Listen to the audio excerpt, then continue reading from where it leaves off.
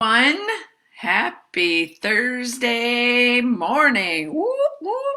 It's a bright sunny one here in Sault Ste. Marie, Michigan, and unfortunately, extraordinarily bright and sunny because we're glinting off the fresh snow that we got this week.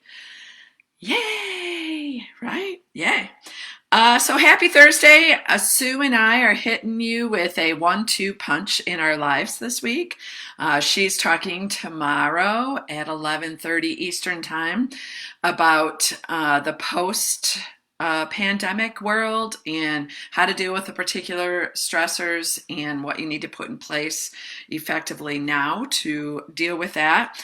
But I'm talking about something today based on a text that I got this week that I really want to read to you from one of our high performing leaders that we work with. And this is what she had to say to me. Excuse my language, but I'm reading you the text, right? She says, "Holy shit, where is the chapter of your book on how to keep your managers great during a shit show once in a lifetime pandemic situation? True colors shine through." And I guffawed because, that's my sense of humor, but it's not, it's not funny, is it? And I'm coming to you live today to talk about those specific behaviors that show up in the best of human beings when we are stressed.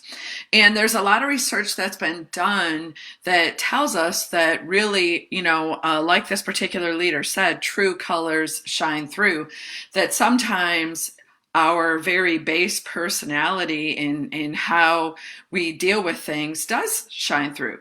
So remember, we always advocate when you're interviewing someone that you don't know that you ask behavioral based interview questions. And the reason why is past behaviors relating to a certain situation predict future behaviors, right? So you want to know how people are going to react in stress. Well, got news for you. None of us in our lifetime have ever faced this kind of stress. But what researchers, psychologists are saying now is that we are in a pre-traumatic situation, that our friends in the armed forces and law enforcement, fire, have been, fighting this forever. It's called this hyper-vigilance, hyper-arousal state that you're in as we wait, right?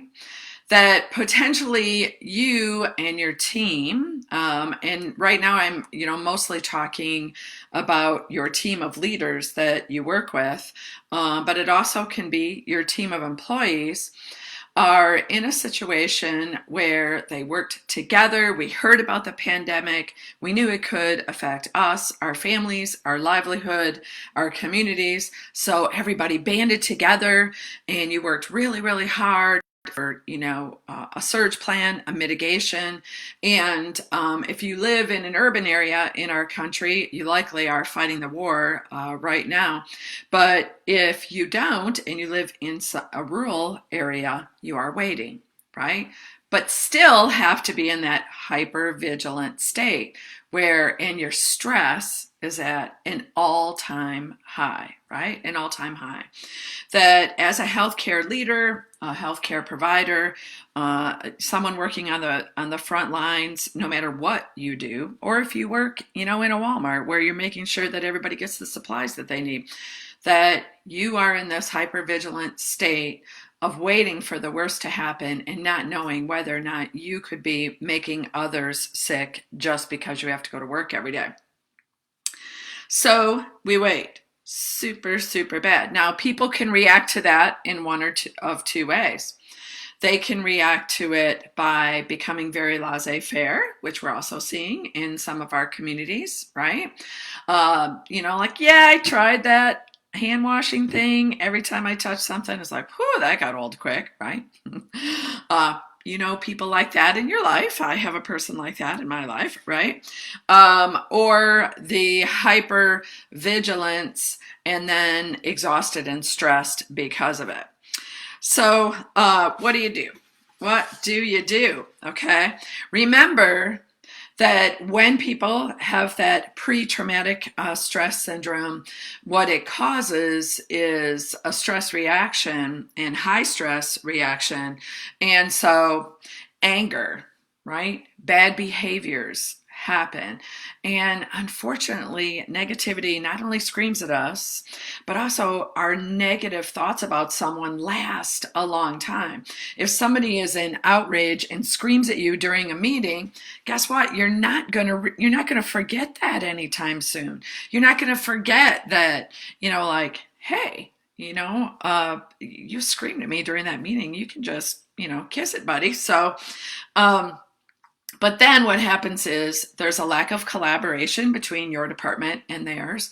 There's a lack of trust between you and that leader, and it can really break relationships. Now is time when relationships can really break down, and all of the hard work that you've done to build great relationships, is at risk right now. So we don't want that to happen to you, right? We don't want that to happen to you. You have standards of behavior for a reason, and your great behavior standards are not what we take a pause from right now. We might be pausing from meeting face to face with each other. We might be, pausing from many, many things in our life. But one of them is not adhering to great behavior standards. So we don't excuse bad behavior, and we don't take a pause from great behavior. Instead, we call it out, right? We call it out. So let's talk about, remember, you have tools and equipment to deal with this. Our 5-point corrective conversation has a piece of it called the call out, right? The call out. And so if this is something that's going on in the staff that you serve, in people that report to you, then potentially you want to use all 5 points of the corrective conversation when bad behaviors are coming out in the workplace right now. But if it's a situation where it's a peer leader, where you see behaviors happening and this is highly unusual for this person, you call it out, right? And so the first 3 steps, the first one is call out the behavior.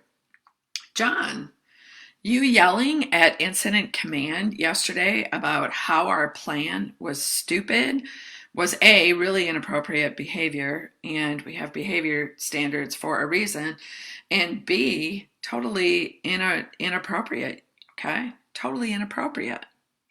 The second part of the call out and corrective conversation is to state the impact of that, right? What impact does it have? Now, with your particular peer, you can go into great lengths to say, hey, listen, I need to trust you. We need to collaborate together. Now is not the time to be breaking down our relationship. But, this might be, stating the impact might be, I really don't think that you think our plan is stupid. You had a hand in making it. What's going on with you right now? What's happening in your life? Hopefully somebody that, you have a trusting relationship with will describe to you, I have an elderly mother. She's alone in her apartment. I'm afraid to go see her, but I'm the only person in town who can.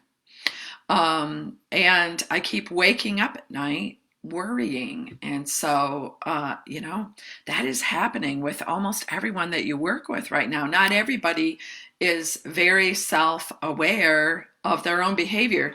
And so they could be yelling during meetings. They can be saying, this is really a shit show. I'm not going to take part in this anymore. I don't know why we have to have all this. Can't we just get back to normal? And, I want to say that, a lot of times this pre-traumatic stress syndrome that you all are facing right now, in most crises, you may know where the end of it is. I mean, I can clearly remember, working on the front lines in my emergency department and knowing that a big trauma resuscitation was an hour away from us. But I always knew, yep, it's going to be really stressful. I'm going to have to talk to family. We may not have the tools and equipment that we need. But there was an end, right?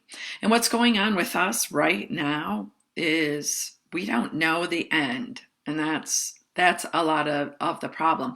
So when you're calling out this behavior, recognize that even though you can have sympathy and empathy, most important, empathy with this person who's behaving badly, also know you can't let it go. You can't let it ruin relationships around you, can't let it ruin relationships between you and that person. So call out the behavior. And then the second step is to state the impact. And all of us felt really bad, John, when you called us stupid and called our plan stupid. We know you don't mean that. It's not stupid. Okay? It's not stupid. We've all worked really, really hard on it. So we all need to be open and trusting right now. And we don't trust you when you call us stupid. Okay? And the third thing, of course, is state your expectations. Now, if you're this person's leader, easy to do, right? You have more than once stated expectations of them. But if you are this person's peer, maybe you leave the state your expectations off. But, if you do indeed have a trusting relationship with this person, then, it's like, hey, next time you feel like you have to blow like that, go for a walk. We would all rather you excused yourself from the situation than to blow. And if you need somebody to vent to about your mother, about your concerns, about the fact that you haven't had any sleep in 3 days, I'm here to listen to you. But I really need you to get healthy and do something about it, right? So don't let bad behaviors happen. Don't let all the great relationships that you have worked on fall apart now, okay? So the call to action today, share fans of the framework with your peer leaders. Sue and I are working really, really hard to make sure that we have current and applicable posts live every week right now. So if you know a leader that maybe needs to hear this message and you're afraid or unwilling to give it to them, share fans of the framework with them. All right, guys, have an amazing Thursday. Thanks for joining me.